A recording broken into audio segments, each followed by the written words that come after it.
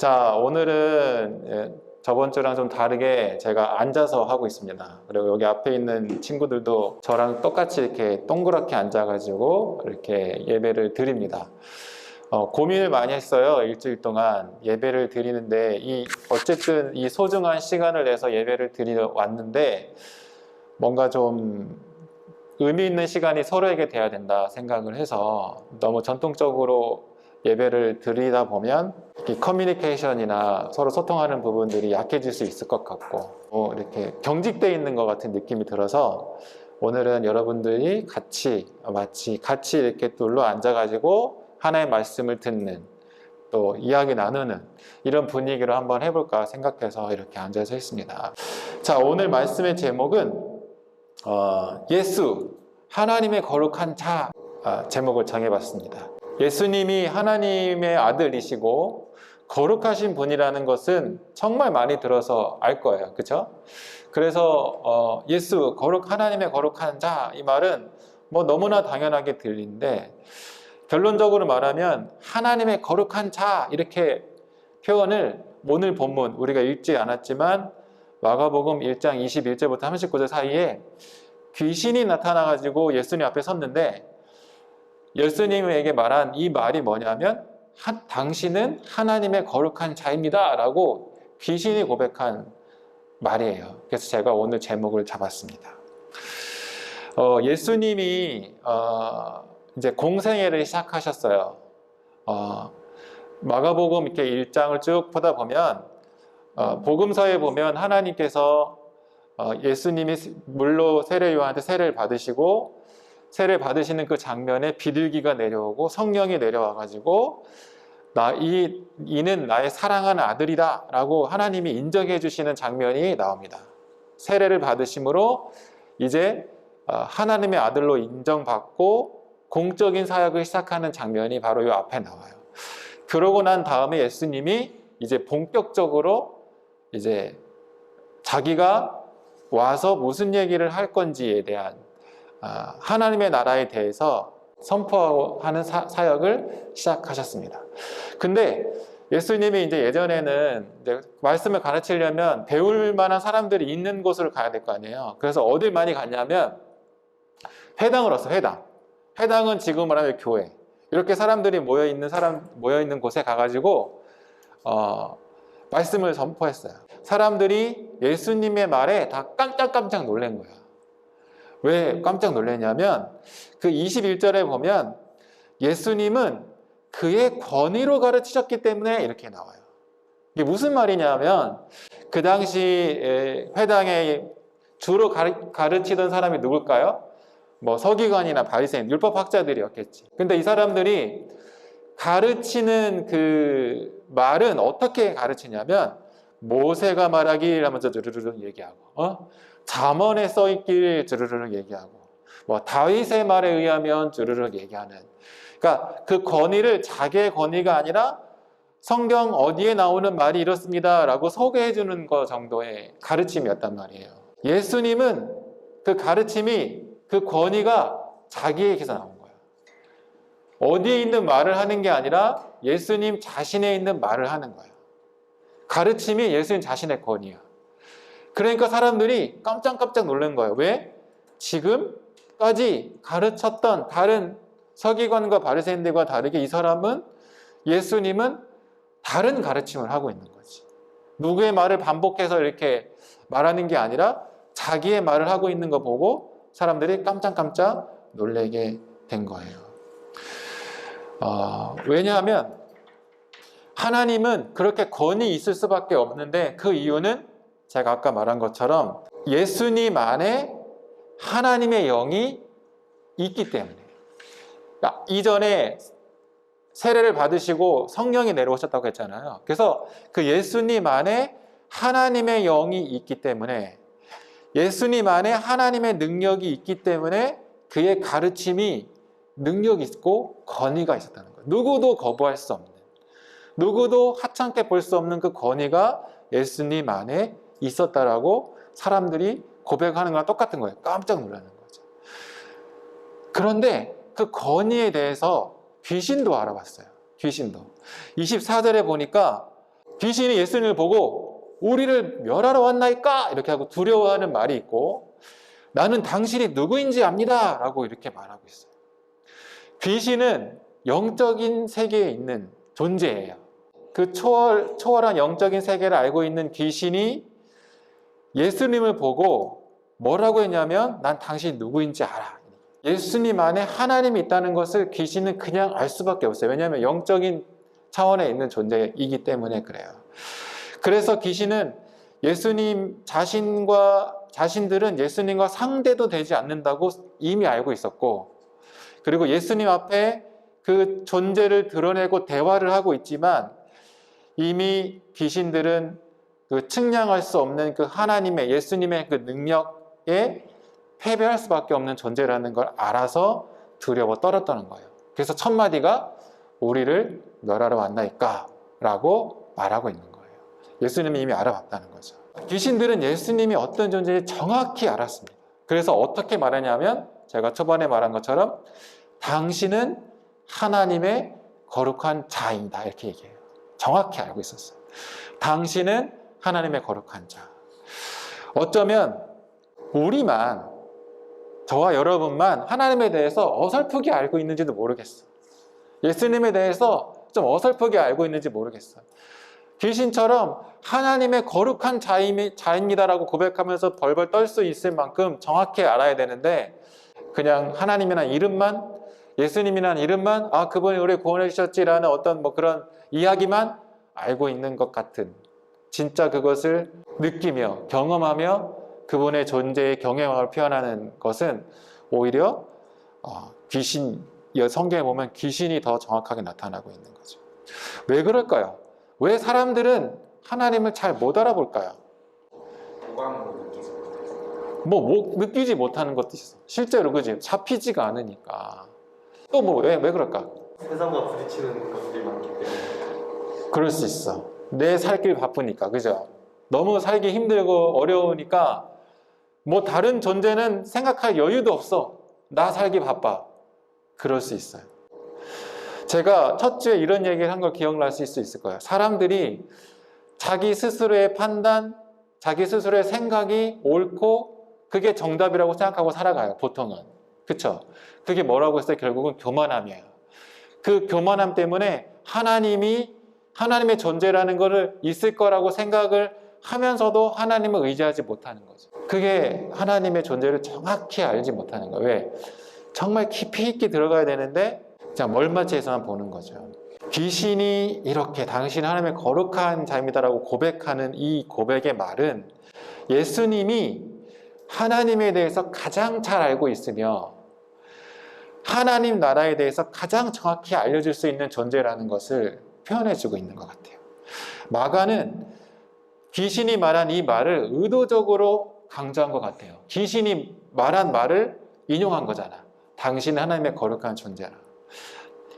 이 말을 딱 표현하면서 마가가 이 마가복음을 읽는 독자들, 여러분과 저에게 알려주고 싶은 말이 있는 거예요. 자, 예수님이 등장하셨어. 예수님이 등장하셨는데 그가 하신 말씀과 그가 보이신 행동들을 내가 너희들한테 이야기할 거야. 어떤 행동들이 있었어. 그런데 그 행동들이 어떤 걸 보여주냐면, 그가 말한 말씀과 그가 말한 행동들은 하나님의 나라에 대해서 그가 표현하고 말씀하고 드러내신 거야. 그 말을 하기 위해서 마가는 이 표현을 한 것 같아요. 너네들은 그걸 보고 예수님이 말씀하신 하나님의 나라가 무엇인지 알도록 해. 이렇게 말하고 있는 거예요. 마가의 관점은 그랬어요.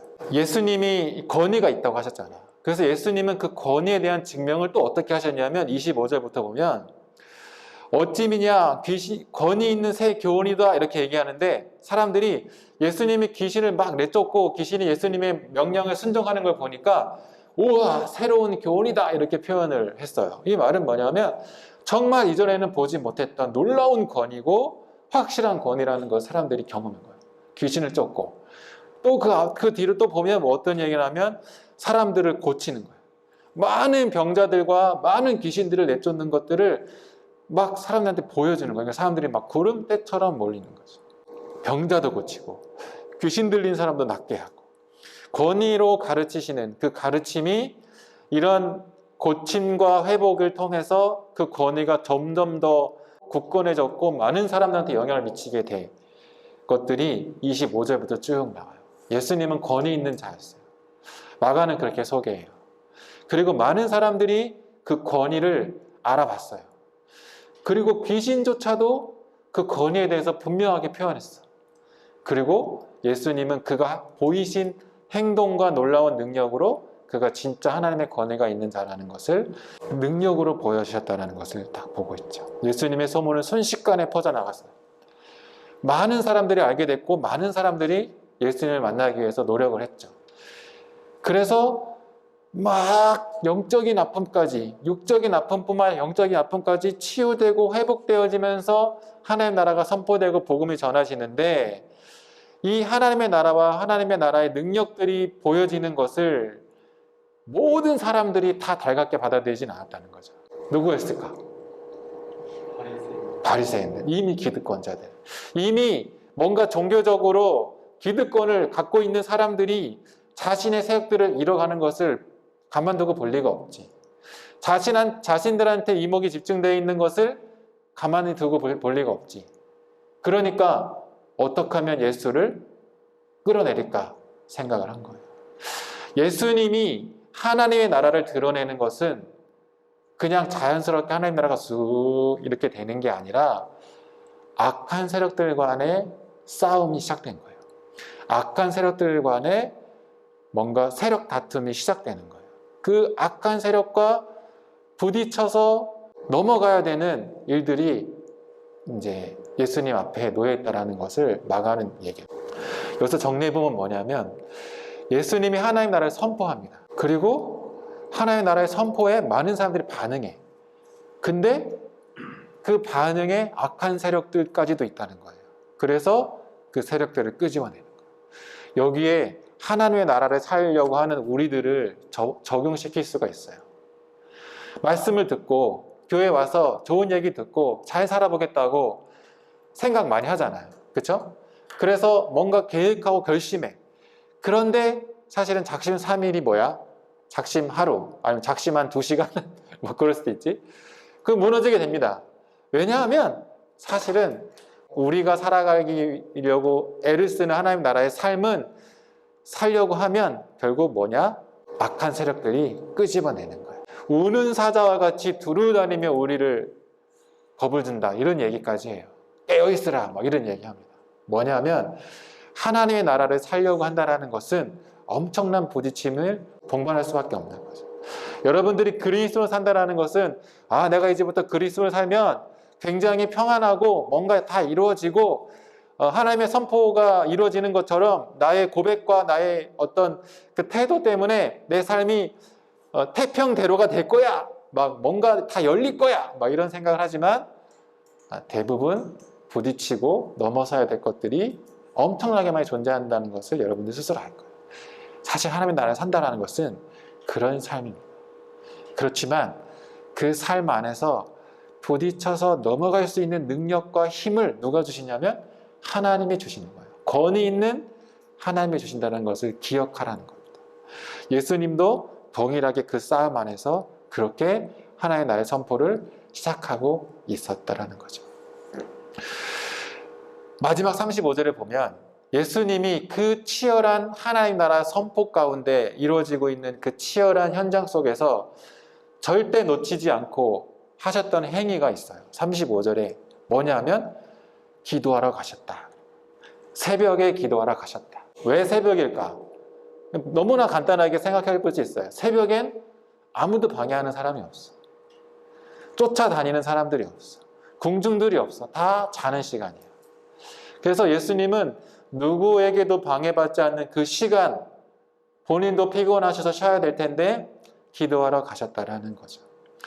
하나님 나라가 선포되고 있고 엄청난 영향력이 있고 열매가 맺어지고 있는 이 순간 가운데, 그래서 매일매일 많은 사람들을 고치고 많은 사람들을 회복시키고 그 가운데 하나님 나라를 선포해야 되는 그 막중한 인물들을 매일매일 바쁘게 악한 세력들과 싸워가면서 하고 있는 예수님의 그 삶의 가운데 항상 빠지지 않고 있는 게 뭐냐면 기도하고 가십니다. 기도. 마가는 그 예수님의 권위가, 예수님의 그 능력이, 그 능력의 근원이 어디에서 나왔냐라고 소개하고 있냐면 바로 기도에서 나왔다라고 표현하고 있는 겁니다. 굉장히 빠르게 전개 있는 가운데 35절 딱 와가지고 이 모든 권위의 능력은 예수님이 기도하는 자리에서 얻게 된 거야. 이 능력은, 이 권위는 예수님의 기도하는 자리가 있었기에 계속 능력이 있는 거야 라고 마가는 사람들에게 표현하고 있는 겁니다. 예수님은 그가 선포하고 그가 가려고 하는 방향을 잃어버리지 않도록 항상 기도함으로 하나님 앞에 나아갔고 하나님으로부터 오는 영향력, 하나님으로부터 오는 방향 감각, 하나님으로부터 주어지는 내면의 힘을 얻으면서 사역을 하셨다는 거죠. 예수님은 그걸 분명히 하셨어요. 하나님으로부터 오는 권위가 어떻게 오는지 아셨다는 거죠. 어떻게 해야 올바른 방향을 갈 수 있는지, 어떻게 해야 그리스도인으로 하나님의 나라를 살아갈 수 있는지 그 정점을 찍어주는 거예요. 뭐예요? 기도하러 가셨어요. 기도하러 가셨다는 뜻은 뭐예요? 하나님을 전적으로 의지하기 위해서 가신 거예요. 내 생각, 내 판단, 내 경험치, 나의 인기, 나의 능력, 이걸 보고 사역을 하는 게 아니라 하나님을 전적으로 의지해서 하나님으로부터 들어오게 되는 내면의 힘을 가지고 사역을 하셨다는 거예요. 그게 예수님의 권위입니다. 우리의 삶도 마찬가지예요. 성공적인 열매를 맺기 위해서, 여러분들의 삶에 그리스도인으로서 성장한 삶을 살기 위해서 가장 중요한 것은 뭐냐면 기도의 자리로 나아가는 거죠. 이것을 우리는 예수님으로부터 배워야 되는 거예요. 그럼 마가는 이게 쭉 이야기하면서 기도를 마무리하면서 하나님의 나라에 대해서 뭐라고 이제 이게 완성을 짓고 있냐면 뭐냐면 하나님의 나라는 어떤 정해진 규칙이나 모양이나 환경이 아니야. 하나님의 나라는 예수님이 날마다 하나님과 동행하기 위해서 기도하러 나갔던 그 자리, 그곳에서 하나님으로부터 내면의 힘을 얻고 어디로 가야 될지 방향 감각을 찾았던 그 자리, 그 자리가 바로 하나님의 나라예요. 너네들 하나님의 나라를 경험하고 싶지?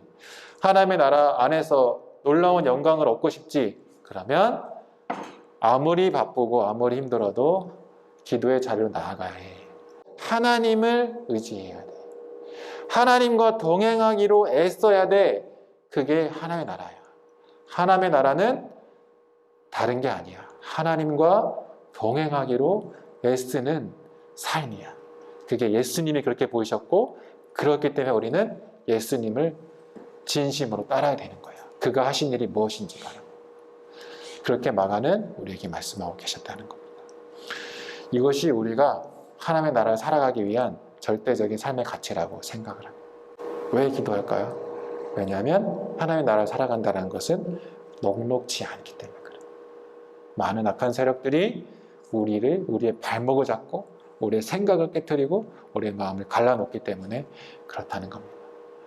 줌으로 들어와 있는 여러분들, 또 이곳에 참여한 우리 사랑하는 청년들, 하나님의 나라를 기억하며 살아가기 원하신다면 기도의 자리로 조금씩이라도 마음을 들여 나아가셨으면 좋겠습니다.